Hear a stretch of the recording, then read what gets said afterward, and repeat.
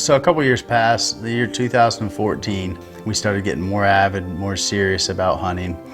And I actually had a good friend of mine, Josh Terry, call me and ask me if I wanted to go in on a property with him. And at first, you know, there were some nice bucks on it, nothing crazy. And we were content. We were like, them are nice bucks. Let's pay attention to them. Let's see what they do. Lo and behold, November, Josh comes to me and he says, I got a picture of a deer. He said, but I can't really tell what it is, but it looks big. This thing had stuff going everywhere. It was a blurry picture, couldn't see that well, but I knew there wasn't a doubt in my mind he was a shooter. And I told Josh, I said, well, it's the rut. He could be what I like to call a rut buck. You may never see him again. We may see him a couple times the next couple of weeks. Who knows? We'll just keep the cameras out and keep them on him. And a couple weeks goes by, nothing. Don't see any pictures of him. Another week goes by, and sure enough, boom, he shows up on my trail camera. Well, same type of picture. It was blurry. You could see a little bit more. You could tell that he was going to be a monster, but on the other hand, you just couldn't pick exactly what he was going to be. It took another 3 to 4 weeks before I got a picture of him again. So now we're into early December, and I start getting pictures of him. The more I looked at trail camera pictures, it became more evident that this deer was going to be nocturnal. He never showed up in the daylight. And I began to realize that the only way he was going to get up in the daylight is if we had harsh weather, cold fronts, that were going to make him get up on his feet and look for a food source. I started looking further into the forecast and further into the forecast, hoping for harsh weather. And it finally came. The problem was he showed up on February 2nd and I wasn't there. I was beside myself. I could not believe that I had left a 200-inch deer at home while I was at a trade show. So I set out to find his sheds, because if I knew I could find his shed, it was probably going to tell me a lot about him, a lot about where he was traveling, where he was bedding, and where he was possibly going to be next year.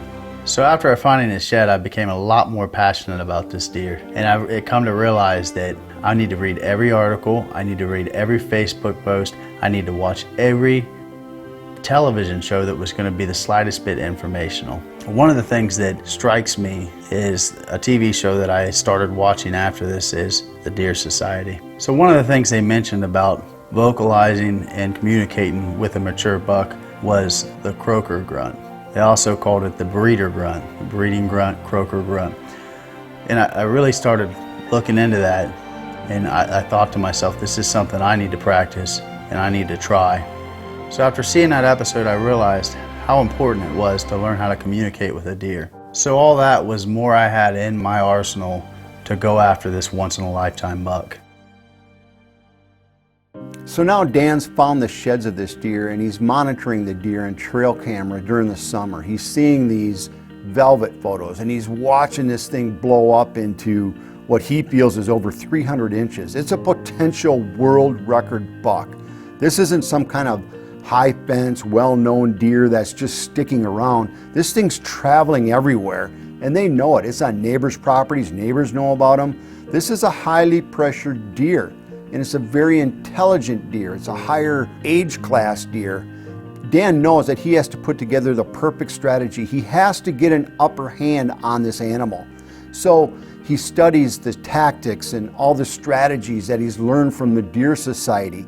He puts together this strategy by studying the animal's behavior and taking into consideration barometric pressure, moon guide data, what this deer is doing. Is it the rut? All the different things, communication, the information that he's gathering from the Deer Society and the historical documentation of what he's had with this deer over the past 2 years puts Dan in a position where he actually has an opportunity to potentially harvest a new world record.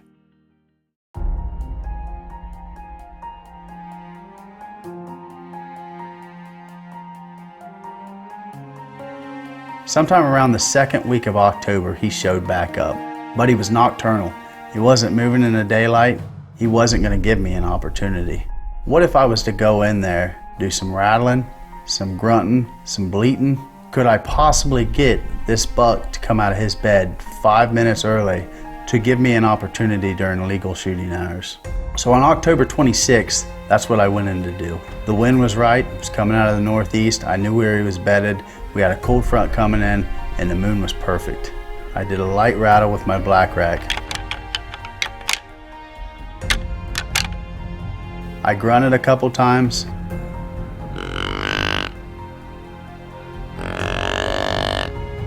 And I threw out a couple doe bleats. I had 2 small bucks come out in front of me to the right, check out the situation. They hung out for a few minutes and went back to what they were doing. So with an hour left and him not making an appearance yet, I decided it was time to make a lot of noise. I took that black rack and I smacked it together as hard as I could. I made the croaker sound a few times. I threw some estrus bleats out a couple times. Then I threw that black rack together again. And then it was time to sit down and see what happened. So I just threw out this illusion of 2 massive bucks just bashing it out in this doe and heat, and I'm just sitting there waiting. 15 minutes left, he's standing 300 yards away, coming out of the thicket, looking my direction. I grabbed my bow with my left hand and my camera with my right hand, and I started filming. I knew I wanted to get this deer on film. As I looked at the camera, I realized that I didn't have the settings right, but at this point, there's a 300-inch deer coming my way, and this is a once-in-a-lifetime opportunity that I'm not too stressed about the camera. And he started thrashing on a tree about 150 yards away. I knew at this point he was coming for me. He was showing his dominance. He was thrashing on this tree to show me that he was the dominant buck in that area.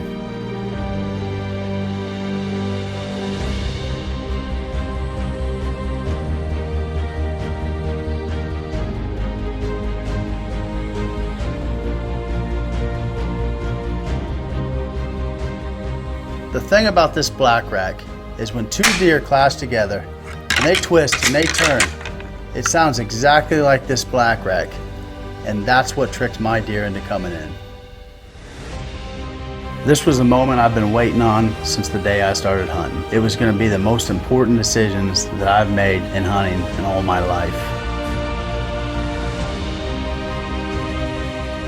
As he came closer, my heart started beating harder. I started shaking. I'm still filming. He comes in and he makes a left 30 yards in front of me.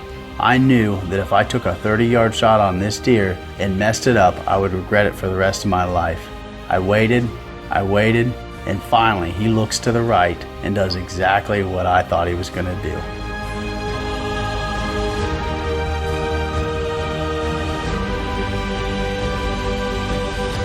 And just as he walks out of the camera, I pull back and I let him have it.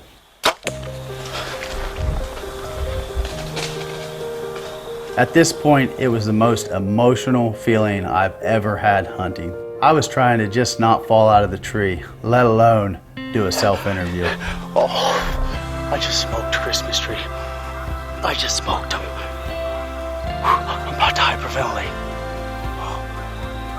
Oh my God. I don't even know what to say. It was everything I could do to hold the tears back. I had hunted this deer for 2 years. I could not wait to get my hands on him. Woo. 1, 2, 3, 4, 5, 6, 7, 8, 9, 10, 11, 12, 13, 14, 15, 16, 17, 18, 19, 20, 21, 22, 23, 24, 25, 26, 27, 28, 29, 30, 31, 32, 33, 34, 35. Yeah! Life changer, baby. Right there. Looking back on this hunt, I realized the turning point of this hunt was knowing how to communicate with this deer. By me watching the Deer Society, it gave me a better understanding of how to communicate with the deer and be able to change up my calls, use my black rack the right way, and make different grunts. And there's no doubt in my mind that was the difference. That's what got him out of bed early. This is the second biggest archery buck in history, and I got him using a black rack. What else needs to be said? Want to experience the same results you just witnessed? Use what the Deer Society experts use. The Extinguisher Deer Call and Black Rack Rattling System are the highest rated deer communication systems of all time, and less than 1% of deer hunters will have the opportunity to buy one this season. Get yours today at thedeersociety.com. Order now.